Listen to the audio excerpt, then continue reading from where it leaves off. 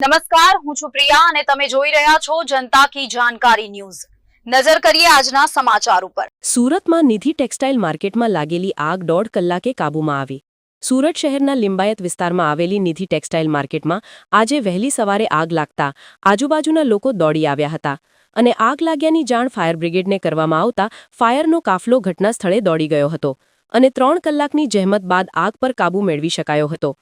આ ઘટનામાં કોઈ જાનહાનિ થઈ નથી, પરંતુ આગના કારણે માર્કેટમાં મોટા પ્રમાણમાં નુકસાન થયું છે। ફાયર બ્રિગેડના અધિકારીના કહેવા મુજબ આગ ઇલેક્ટ્રિક વાયરો દ્વારા ઝડપથી 3જા માળ સુધી ફેલાઈ ગઈ હતી, જેના પગલે 3 ફાયર સ્ટેશનની 8 જેટલી ગાડીઓ દ્વારા 1.5 કલાક પાણીનો મારો ચલાવીને આગ પર કાબૂ મેળવવામાં આવ્યો હતો। આ બનાવની વિગત એવી છે કે સુરત શહેરના લિંબાયત વિસ્તારમાં આવેલા મિડાસ સ્ક્વેર પાછળના નવનિર્મિત નિધિ ટેક્સટાઇલ માર્કેટમાં આગ સવારે લગભગ 5:30 વાગ્યે માર્કેટના બેઝમેન્ટમાં વીજળીની મીટર પેટીમાં ધડાકા સાથે આગ લાગી હતી। શોર્ટ સર્કિટને કારણે આગ લાગી હોવાની પ્રાથમિક શક્યતા છે। બેઝમેન્ટમાં લાગેલી આગ ઇલેક્ટ્રિક વાયરો દ્વારા ઝડપથી 3જા માળ સુધી ફેલાઈ ગઈ હતી। આગના ધુમાડા જોઈને આજુબાજુના લોકો દોડી આવ્યા હતા અને ફાયર બ્રિગેડને જાણ કરવામાં આવી હતી।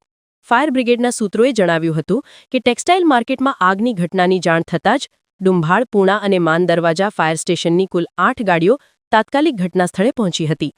બેઝમેન્ટમાં રબર અને કોપરના વાયરો સળગવાથી ઝેરી અને ગાઢ ધુમાડો ભરાઈ ગયો હતો, જેના કારણે ફાયર બ્રિગેડના જવાનોને ઓક્સિજન માસ્ક પહેરીને અંદર પ્રવેશ કરવો પડ્યો હતો। ધુમાડો એટલો હતો કે બહારથી એવું લાગે કે જાણે આખી ટેક્સટાઇલ માર્કેટ સળગી રહી હોય, પણ અંદર ધુમાડો વધુ હતો। ફાયર બ્રિગેડના જવાનોએ પાણીનો મારો ચલાવીને લગભગ 1.5 કલાકની ભારે જહેમત બાદ આગ પર કાબૂ મેળવ્યો હતો।